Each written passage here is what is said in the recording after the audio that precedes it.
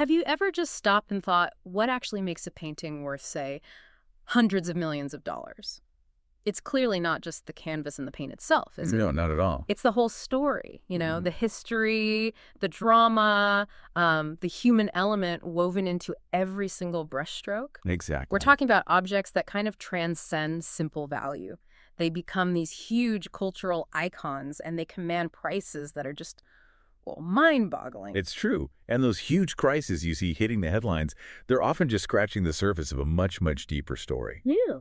So today in our deep dive, we're going to walk through some of the most expensive paintings ever sold. We're using the latest lists, as of 2025, Okay. but we're not just going to list prices. We'll dig into the whole world of fine art, collecting its past, its present, even how surprisingly resilient it is when global events shake things up. We really want to connect these huge price tags to the bigger picture, like art's role throughout history. Right. So our mission today is basically to give you a shortcut, a way into understanding this really captivating world. We want to unpack the stories, the trends beneath the surface that make these works truly priceless, way beyond the actual money. Get ready for some hopefully aha moments and facts that maybe surprise you and leave you feeling like you really get the interplay between culture, finance, maybe even a bit of geopolitics in the art market. Now, you might think instinctively that these crazy bidding wars and super exclusive private collections, that's all a modern thing, right? A product of today's wealth. Yeah, that's a common thought. But here's where it gets really interesting. How far back does this actually go? Oh, much, much further back than people often realize. It really echoes through antiquity. I mean, think about those incredible Indonesian cave paintings. They've dated those back 45,000 years. Wow. 45,000. Yeah. Or, the amazing gold art buried with Egyptian pharaohs. Yeah. Or even the statues from ancient Greece and Rome that were so revered. Humans have, it seems, always valued art, collected it, sometimes as a symbol of power or devotion or just pure beauty. Okay, so it's always been valued, but how did we get from that sort of scattered appreciation to something more like a market? What happened after Rome fell, for example? Did that change things? Oh, absolutely. The fall of Rome was a huge shift. The market, as we might kind of think of it, pretty much hit pause for centuries. Mostly, art was commissioned, by royalty or the church. It was mainly about showing devotion or asserting authority. Makes sense. But then, boom, the 14th century arrives, the Renaissance kicks off, and things change dramatically. You have these wealthy merchants, powerful families, think the Medici starting to actively commission and collect art. And not just for religious reasons anymore. Right, it became about status. Exactly. Displaying personal power, showing off sophistication, intellect. Yeah. Even things like the rise of Protestantism played a role. Lots of paintings moved out of churches and into private hands. Huh. Interesting side effect. And here's a fun fact. Rembrandt, back in 1634, got paid what would be roughly $300,000 today for just one painting. 300,000 in the 1600s. Yeah. Shows you the kind of value placed on mastery. Even then, it was one of the priciest pieces of its time. That really does put today's numbers in a different light. Okay, so fast forward a bit. The Industrial Revolution. That feels like when modern collecting really started taking shape. Definitely. You had this new class of wealthy industrialists, a lot of Americans actually, who started buying up European classics like crazy. The Grand Tour treasures. Kind of, yeah. And this era also saw more public galleries popping up, private ones too, which started to democratize art appreciation a bit more. So what this tells us today is art's value has always been there, but the market for it. That's constantly shifted, reflecting these bigger economic and social changes. All right, let's dive into some of the specific big hitters then. The masterpieces that have fetched these absolutely staggering prices, because these aren't just sales receipts. They feel more like chapters in art history, packed with drama, mystery, incredible stories. That's a great way to put it. And what's really striking is how these record sales often act like signposts. They reflect these huge shifts in global power, in taste, even in what we decide is great art. Yeah. Each sale tells you something about the time it happened. Okay, so kicking off at number one, and probably the most mysterious, is Salvator Mundi, attributed to Leonardo da Vinci. A big one, $450.3 million. Yep, back in 2017, it's a painting of Jesus holding this crystal orb, and it's incredibly rare. Fewer than 20 known da Vinci paintings exist. And the story behind finding it is wild. Oh, completely wild. Yeah. It basically reappeared in 2005, heavily painted over, looking like just a copy. Some New York art dealers bought it for only $10,000. $10,000 for a potential da Vinci. Well, nobody knew then. It took painstaking restoration by Diane Dwyer Modestini. She became convinced it was the real deal, pointing to things like the perfect lips as a Da Vinci signature. But there's still debate. Oh, yeah. Big debate. Some experts still argue it's maybe from his workshop, not the master himself. And adding to the whole mystique, nobody knows exactly where it is right now. It's just missing. Its current location is Exactly. unknown, yeah. Yeah. It went from royal collections, vanished for ages, resurfaced mislabeled, sold for just 45 fives in 1958, and then became the most expensive painting ever. It says so much about how we value not just the art, but the name. Incredible journey. Okay, so from a Renaissance mystery, let's jump way forward. Abstract Expressionism. You mentioned Interchange by Willem de Kooning, around $300 million, and Jackson Pollock's number 17A, about $200 million. They sold together. That's right. Part of the same huge private deal in 2015 to Kenneth C. Griffin. $500 million for 2 paintings. Wow. And de Kooning's Interchange? What's significant there? It was a real turning point for him. Yeah. An early abstract landscape, though some see the female figure in there too. Very raw, energetic, influenced by artists like Franz Klein. And the Pollock. That's his famous drip painting style. Classic Pollock drip painting. And while it might look random, if you really study it, you see this incredible control, almost like a dance captured on canvas. That precision is part of why it commands such value. It's the process made visible. Okay, next up, The Card Players by Paul Cézanne. Around $250 million for that one. Yep. And it's one of a series he painted 5 versions. This specific one went to the royal family of Qatar. Ah, and you mentioned this earlier. This was part of Qatar's big cultural push. Exactly. It wasn't just buying a famous painting. It was a strategic move. Part of their goal to become this major international intellectual and cultural hub, investing in cultural capital. Makes sense. Now, another one with a complicated history. Klimt's Wasserschlangen II, or Water Serpents II. Around $198 million.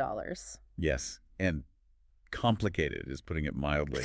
First, it was stolen by the Nazis during World War II, a really dark past. It's awful. But the drama didn't stop there. More recently, in 2013, it got tangled up in the whole Bouvier affair. Right, the dealer accused of fraud. Yeah. Yves Bouvier allegedly tricked the Russian billionaire Dmitry Rybolovlev into massively overpaying for it. Estimates are around $75 million extra. Ooh.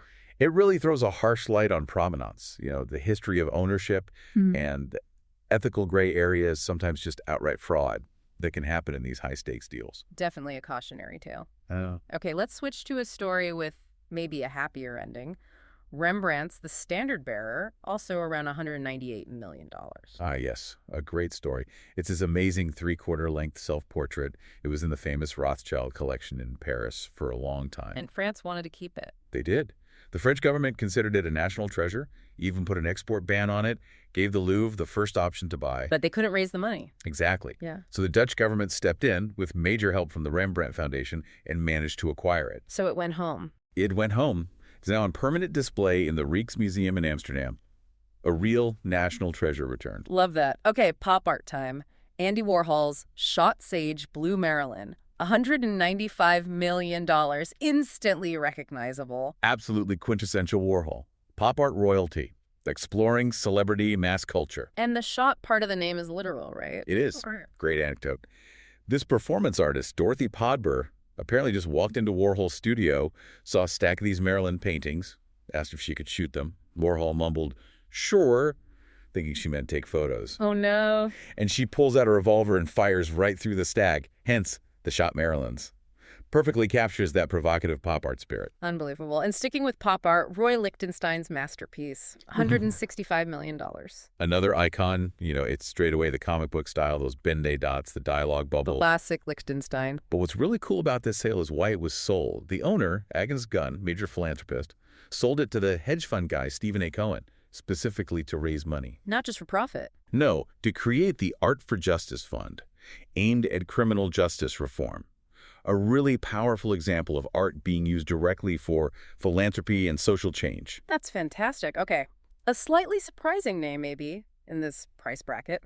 Claude Monet. His mules, or haystacks. $110.7 million.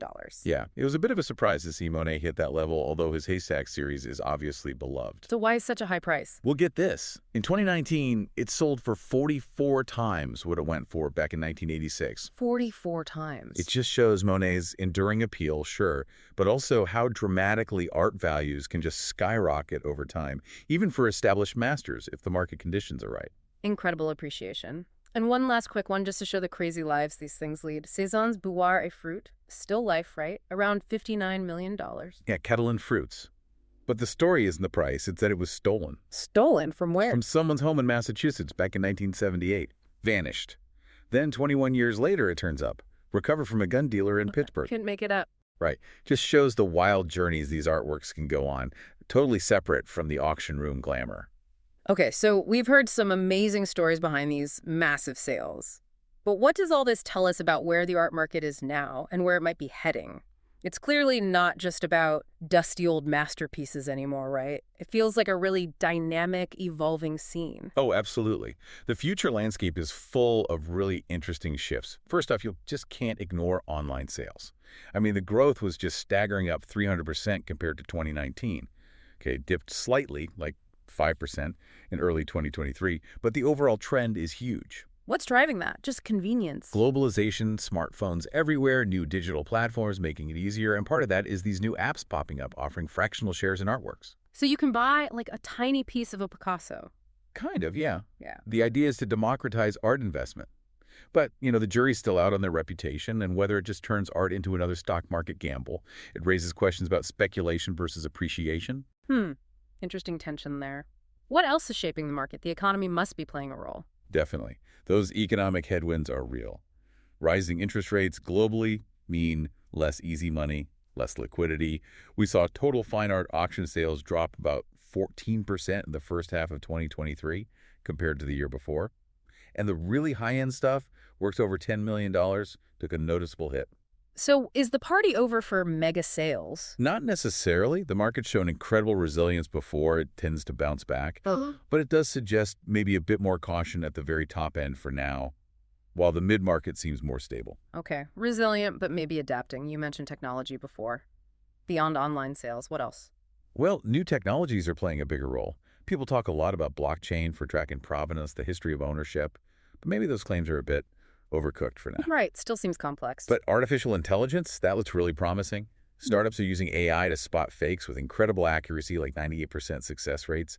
Big insurance firms are already signing contracts. That could be a game changer for verifying authenticity. Wow, AI authenticators. Okay, what about where the money is coming from? New players. Big time. We're seeing the definite rise of new markets.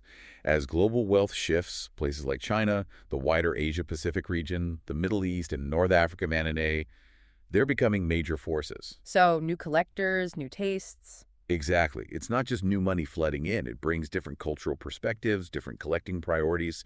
Significant investment, especially from royals in the Gulf states, could genuinely change the market dynamics, maybe even shift which painting is considered the most priceless in the future. That makes total sense. Wealth shifts, focus shifts. Any other big trends? Yes, definitely ESG considerations, environmental, social, and corporate governance. ESG in the art world, how does that work? It's becoming increasingly important. There's a much bigger focus now on provenance, ethical dealing, and especially the restitution of art stolen in the past, like during WWII. Ah, like that Klimt story earlier. Precisely. Christie's recently faced a court case in France over restituting a painting stolen during the war. As more institutional money, big investment funds, move into art, they bring these ESG expectations with them. It's becoming standard practice. So, more accountability. Hopefully. And one last point, a bit more technical, is the rise of third-party backing. Instead of the auction house guaranteeing a minimum price, they increasingly get an outside party to place an irrevocable bid before the auction. Meaning it's guaranteed to sell? Yeah, it guarantees a sale at a certain level, reducing the auction house's risk. Yeah. It just shows the market's getting more financially complex, more structured behind the scenes. Okay, we've covered the market's future digital, ethical angles like ESG, new money. But what happens when art confronts something bigger than markets, like conflict? How does this world of value and collecting react when culture itself is under threat? Which brings us, unfortunately, to a really crucial point. Art's role in the face of global crises, specifically thinking about the Russian invasion of Ukraine. Yeah, the response from the art world to the invasion in Ukraine has been pretty significant, and it's multifaceted. You saw major auction houses, Sotheby's, Bonhams, Christie's canceling the regular Russian art sales pretty quickly. Sotheby's even organized fundraising events to support humanitarian aid. So a clear stance A commercially. clear condemnation, yes, Yeah. using their platforms. But it goes beyond just sales. Art itself is being used as a form of activism very powerfully. Ukrainian artists worked with the Pinchuk Foundation in Kyiv to put on this really harrowing exhibition. They took over the former Russia House building in Davos and called it the Russia War Crimes House. Wow.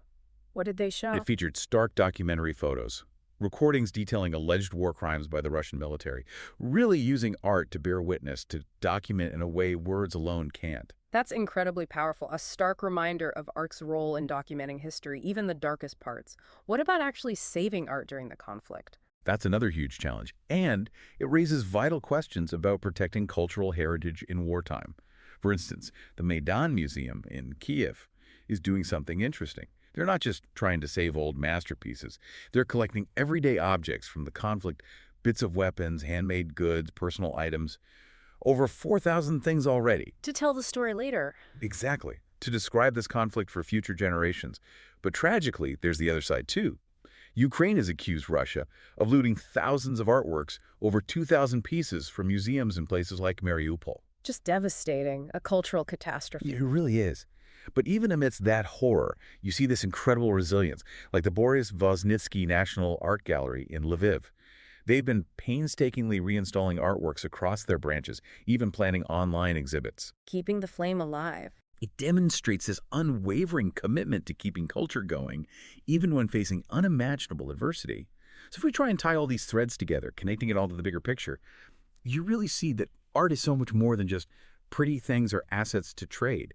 It's this deep mirror reflecting our history, power struggles, finance, yes, but also human resilience, cultural identity, and enduring value, even when everything else seems to be falling apart.